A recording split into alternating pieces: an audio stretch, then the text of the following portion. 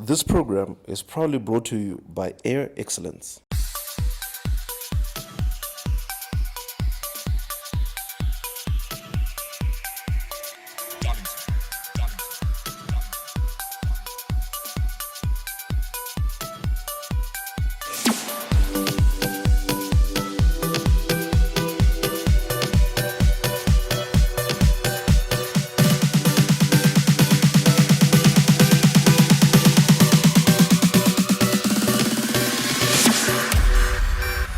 Hello Zimbabwe, welcome to the show, In Touch with the Football Legend. Today we are talking to Vusimuzi Laher. Vusi, welcome to the show.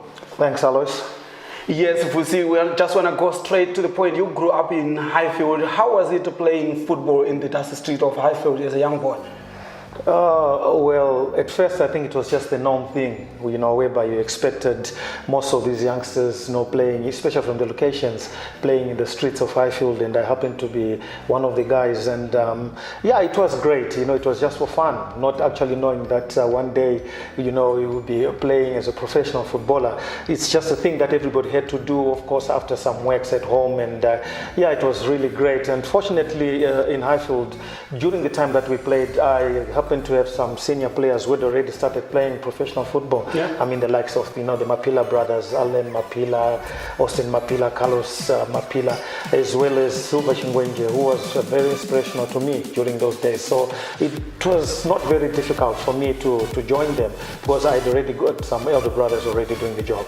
Yeah, but when you were playing at that age, I assume it's at a very young age, obviously Silva Chingwenje, Austin Mapila, they haven't also started playing professional football. Did you ever think that one day you're going to be playing football at Rufaro Stadium, at the National Sports Stadium, in the national team or whatever? Did you ever think that at one time you were going to be playing professional football one day? I would like to, Alex, if I say yes. Like I said before, it was just like the normal thing. But looking at the activities that were happening in the locations, I think in most locations, you can agree with me, even in your Chitunguza area, it used to be football, and obviously everybody else wanted to play. You would admire all these players, with just behind the house where Yogima Gora lived, and definitely we knew that he was also a great player playing for Dynamo, who played for Dynamo, so everybody really wanted to be like him. But to say, yes, I wanted to play for a big team or to turn pro, no, definitely, I didn't think that would be the way to go. What was your first big club that you played for when you played organized football? Where did you actually start playing organized football? Not really. I should start with organized football, Alois. We've got, I think, one of the biggest grounds, the Zimbabwe grounds. Zimbabwe grounds, yes. We would go to Zimbabwe grounds with 5 grounds with different age groups. So Taiveni team, we called Chillers, and that's when most of these big guys would come and spot the talent. So from Zimbabwe grounds playing for Chillers, I was spotted by Mr. Zimonya, who actually took most of the players. Mr. Francis Zimonya. Yes. So he's the guy who came, like I think in some areas, Grabosco, in some areas like Musindo and Chitunguza, most of these guys. So he actually kept yes, he chose Highfield, and mostly it was like old Highfield, that area. So he came and he was looking for players, and obviously not to say. Oh, he was not just passing by. He actually came. He knew there was talent in the location. Okay. And there was only one place to get these players, and that was Zimbabwe grounds. Yeah. So most of the good players were spotted by him. Then we moved to a Division 2 team that was Zimbabwe Crackers, which he owned. So from then on, that's when all the signs started showing, and the best would now progress. Take us through the steps from Zimbabwe Crackers to Blackpool. I would say just like what was in the eyes of Mr. Zumunya. I think most of these tycoons were also in the same eyes. From there, Rufaro Rovers, in Misinya Masoka. He actually assembled a very strong team. Yeah, how did you move from Zim Crackers to Rufaro Rovers? What happened? Good news travels, Alois. It's always like Division 2. He does not deserve to play in the Division 2. And he also came to watch some of the games that we played, and in no time, he contacted them and they did whatever they did, and I ended up playing for Rufaro Rovers, which was a team which was strongly assembled. Then it would be Madara even Maria. You do anything with money. So you would actually take most of the players like Ana, Tualiki. It was in the Premier League. Yes, it was now in the Premier League. Okay. Who are the top players that you actually played with at Rufaro Rovers at that time? We had the likes of God knows Chamalira. I think we ended up playing at Caps United. Shingirai Aaron Twaliki, may soul rest in peace, is late, and Godfrey Paradza, and a lot more. You then moved to Blackpool, and obviously somebody also used travel, like you say. Somebody heard about you, then they came for you. You know, really, I think I had a manager who. You now had a manager. I had a manager. You were ahead of the time. A lot of youngsters now. To be honest, I had a manager, and everything was done under him. I was just told like the next morning, we are now going to train Kumoris Depot, and I'm saying, Ndara, where am I going? Who was the manager? No, Mr. Zimunya, definitely. I mean, all my life, football, junior football, up to the time I left football. I mean, he always been my manager, and most of the guys, even the guys, Modifes, Meso, rest in peace, Caps United, and most of the guys were very prominent. Were under Francis Zimunya. Because he managed to get the best crop from all. Because you were loyal to him. Exactly. Because he is the one who found you in the ghetto in Zimbabwe town. Then you just grew with him, which is actually quite. Yeah, it was interesting. And the Maria Famba Mbuti, so you know, Namdara, you'd open Mbutu Mbutoroka, you know, to Masensi. So it was like, it was good. We always had money, you know, those little pieces of money, and it was good. So you left Rufaro Rovers for Black Mamba? That's right. Not Blackpool? No, for Black Mambas. Oh, a lot of people think that you moved from Rufaro Rovers to Blackpool. They jump Black Mambas in between. So you actually play for Black Mambas? For Black Mambas. Okay, that is so because yes. Black Mambas ndo yakazoita Blackpool Football Club. Also, the transition you were. Exactly. I was part of that group. Okay. Yes, from Black Mambas. Yabezoita you Blackpool. Okay. You see, so with the executives, everything else, we're just joined by the directors now, the new directors, the 7 directors at Blackpool. So they actually bought the franchise from Black Mambas. So it was one and the same thing. This is why it's a bit overshadowed, because it's the same players, same just a change of name, but basically everything was the same, yes. Credits has got to go to the 7 directors of Blackpool. They were so organized, you know. It's like they would divide the players into 7 of them, and maybe 5, 6 will be paid by Joe Msenda, the other 5 by Joe Salif, in the likes of Ronichu Water, the likes of lectures. So I think, I mean, you later joined us, so I think you know how it worked. Like, yes. I mean, everything was perfect. Even when we were in the camp with the national team, we would actually get the manager coming to give us our money. Kukresta was telling, if you remember that. We were in camp, our salaries would come, if you remember, in envelopes with the treasurer then. So these guys were well organized. I mean, we would fly. We didn't know things like, you know, going by road to fly. No, there's no way. We would fly to all our playing venues. So I think, yeah. Yeah, that was actually brilliant. But when we come back, we still want to stay with Blackpool. There's an interesting story that we want to talk about Vusimuzi Laher and the Blackpool. Don't move away, we'll be right back.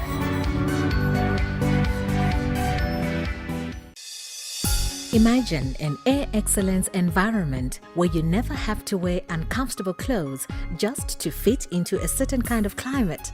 Beautiful, isn't it? Escape into air. Air Excellence Air Conditioning specialists in installations, tune-ups, rejuvenation, maintenance, support, backup and advice. Call us on 0776 185 409 or on landline 0242 77 112. As much as we are apart, we're still together. You staying at home and staying safe will give us all a better future. Without your support, there is no advanced energy solar systems. We are in this together, so let's all stay at home. Remember, it shall pass. We are not stuck at home. We are safe at home.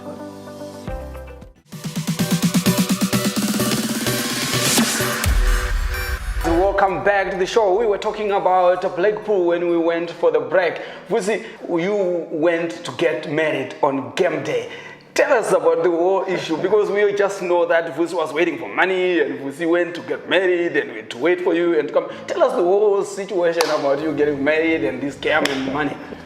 Yeah, Alois, you have taken me aback now. And anyway, it was like I told the directors about it was time then, and you know, Mr. Msenda promised me, no, don't worry about that. That can be sorted out. You know how confident, you know how confident those guys were. And if there was no money, there was no money. But it was difficult, Alois. You still haven't got the money. And he's just telling you on the phone with Iwe. I said, don't worry, you must come to the office at 8 o'clock and collect Maria. You know, and I told him what. But that was risky. It was risky, but I had so much faith and trust. Because imagine Maria was I mean, it's a funny story, but exactly that's what happened. So the early hours of that same day, I went to office kwa John Center, and guess what? To my surprise, he just laughed it off. Anyway, he took out an envelope and gave me the money I had requested for. And straight away, you know, we had a game. And most of you guys had already camped at Monomotapa Hotel. Yeah, so you were Crown Plaza. So it was like rushing back, Kunopamari, Vanyai. And then, you know, Mazwaya, you'd get onto a combi, rush and meet with you guys. So that's exactly what happened. I was scared, saying, is this going to happen? But I had so much trust in these guys, and this is exactly what happened. It was very fun. You won't believe it. I got the money, went straight home, and gave them the money in Nasekuru, go and do this. And that's exactly what they did. I went straight to play the game, and I think we won the game, so that was more cash now, Kudzora. You know, that money that I had got really advanced. Yeah, the year was 1995. That was actually the year that Blackpool finished tied on points with Dynamos and eventually lost. How did you feel at that time? Because we didn't really understand the rules, who was going to win the league. And after the match, we already didn't know which is which. How did you feel when you saw the situation now when it was announced that it was Dynamos that had won the league? We were so excited, Alois. I think if you remember that day, we all went thinking that we were going to come back with gold medals. And unfortunately, we got the second run-ups. Am I right? When we second. I don't know how they use their statistics, you remember, because it was goals scored, goals against, goals for. So I think we had considered a goal more than Dynamos. That's how Dynamos managed to win the championship. No, it's actually the other way. We had considered a goal less. A goal less. They had scored a goal more. They started with the other way around. Who could have won? But according to the rules, it's goals scored for than goals scored against. So it was very unfortunate for us. But we still didn't believe that we lost the championship. As far as I'm concerned, yes, of course we got the runner-up, but I think we did everything and we deserved to win the league for that year. With the likes of, don't get anything else, the Alois Bunjira, Stuart Morisa. I was a great player, right? Yeah, obviously. Kumusani Mpofu, George Mbwando, Masimba Dinero, Collins Kabote, Alex Munawa. You know, the list is endless. Those were very good players and well-assembled team, a very good team. And I mean, I miss most of those guys, and you know, during the time, it was like a family. You know, we had so much respect for our elders. You remember Masimba would give you a cap. And George Mandis would say, yes, I put over. You know, if you do wrong things, and we accepted it, because what we want was football. Unlike these days, Wafana, you can't even tell him how to do certain things, you know, but during our days, I think this is what made us go very far, because we had so much respect, and we really believed that it was not just a team, but a family. Yeah, I do agree with you. Blackpool was a good team, very great team, and I remember at that time as well, we had 6 players in the national under-23 team playing in the first 11 of the national under-23. Remember, we played Mangura in Mangura, we played against Malawi on a Saturday, and they called us. They said we were supposed to be in that game in Mangura. To add on to that, Alois, sorry, I remember it was very hectic, you know, when we played in Malawi, and to be very honest, now, Tamadara, we are now saying it. You know, after the game, we celebrated a lot, you know, in Malawi, obviously. We had some drinks. We celebrated, and we had some drinks. And, you know, one of the Blackpool guys, I'm not so sure who it was, but whether it was George, I can't remember. He must have spoke to one of the directors and, you know, tried to excuse some of the guys who had celebrated, you know what I'm saying? You didn't play that game. No, we played and we substituted. Yes. 6 of us. You know how bad it was? We met Empa Hotel somewhere along the way in Mazo, I think. Yeah. And, you know, line up Yangeta or Dara. Football is very unfortunate. Yeah.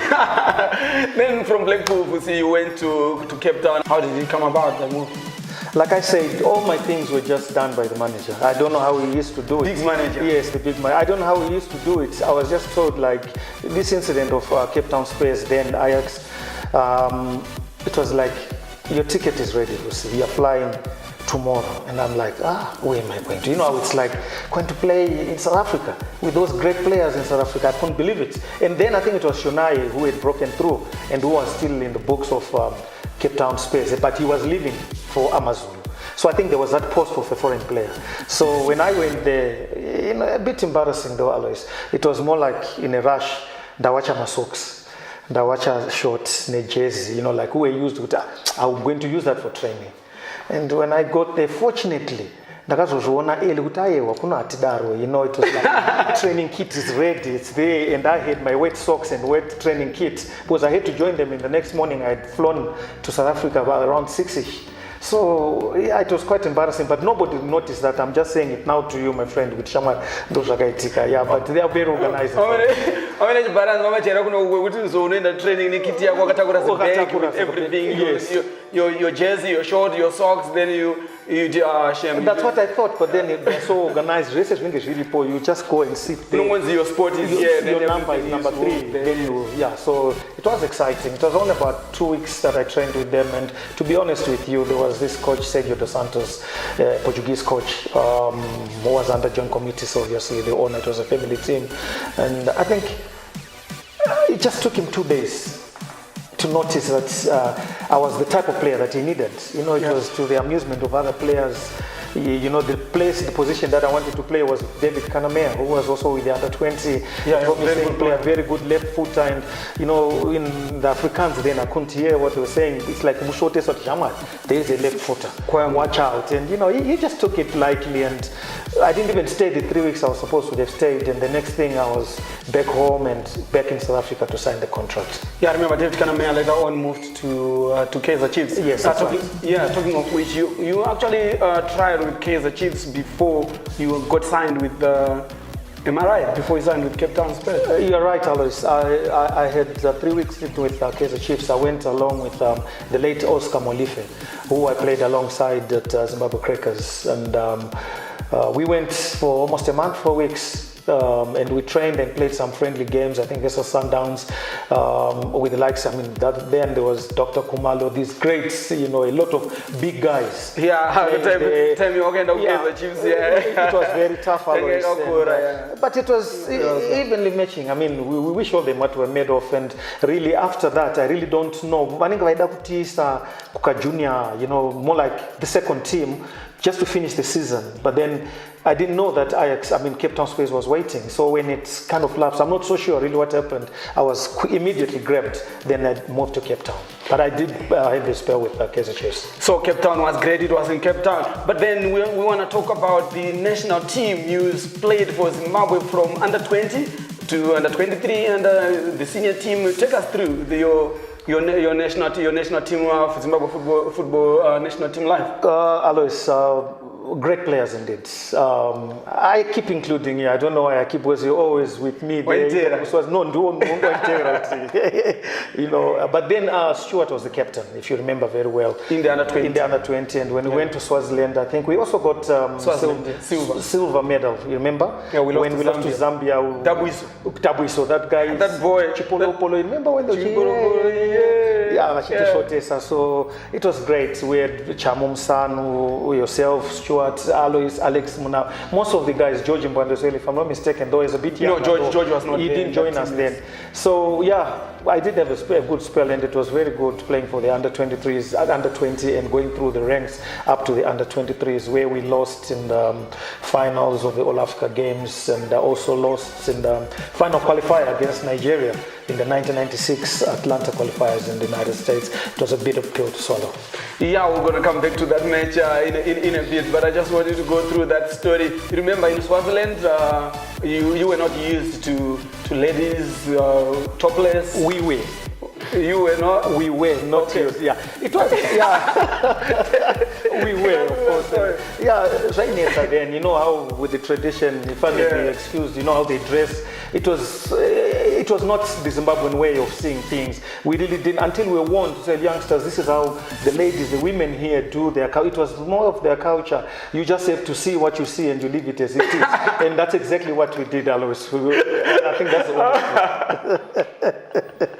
Alright guys, on that note, we're just gonna go for a break. I'm not gonna tell you what Vusi did in Swaziland, but we're just gonna go for a break. Don't move away, we'll be right back.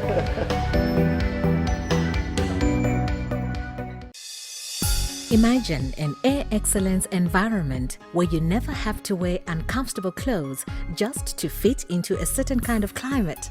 Beautiful, isn't it? Escape into air. Air Excellence Air Conditioning specialists in installations, tune-ups, rejuvenation, maintenance, support, backup and advice. Call us on 0776 185 409 or on landline 0242 77 112. As much as we are apart, we're still together. You staying at home and staying safe will give us all a better future. Without your support, there is no advanced energy solar systems. We are in this together, so let's all stay at home. Remember, it shall pass. We are not stuck at home. We are safe at home.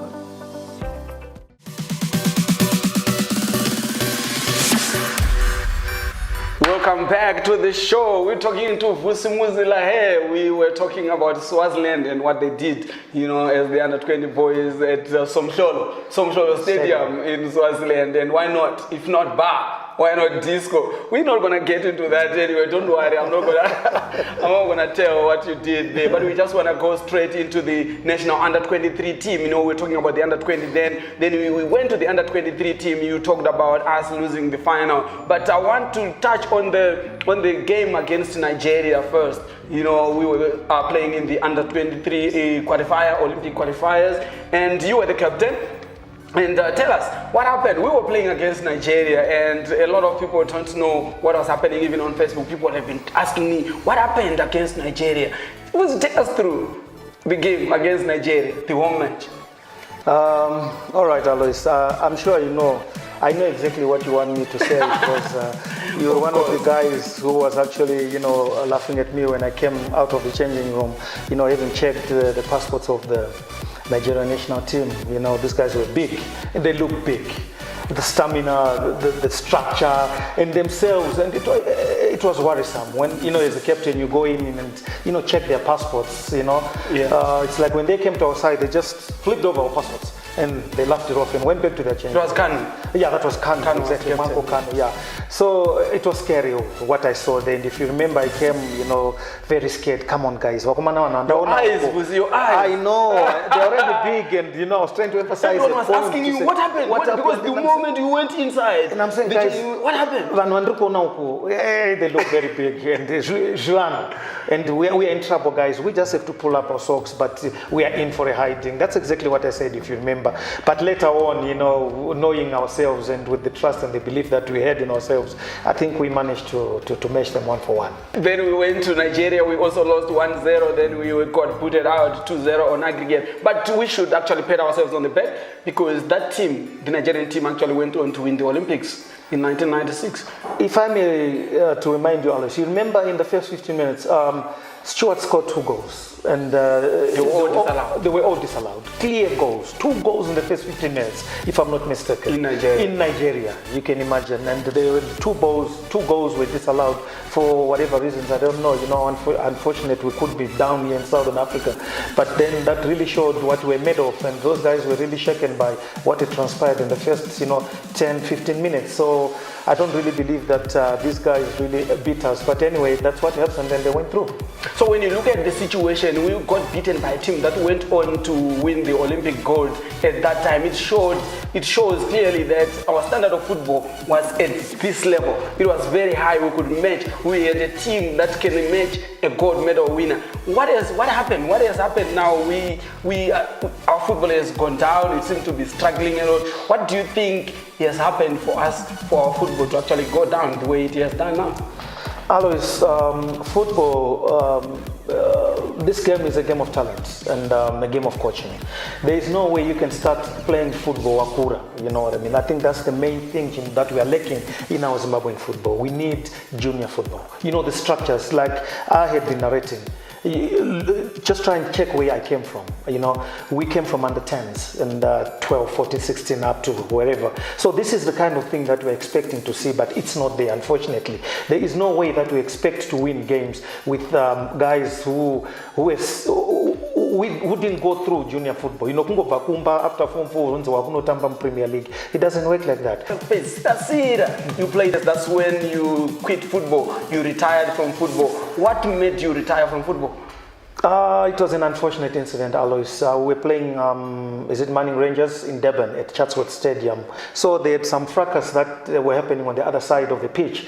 And I was very unfortunate, you know, with my overlapping, tactics. I was very unfortunate that after the incident, the rough incidents, I was the man on target, and straight away that was Karen Jordan. I can go with a crude tackle on me, on the knee, on the ankle, and it broke there and there, I think 3 times.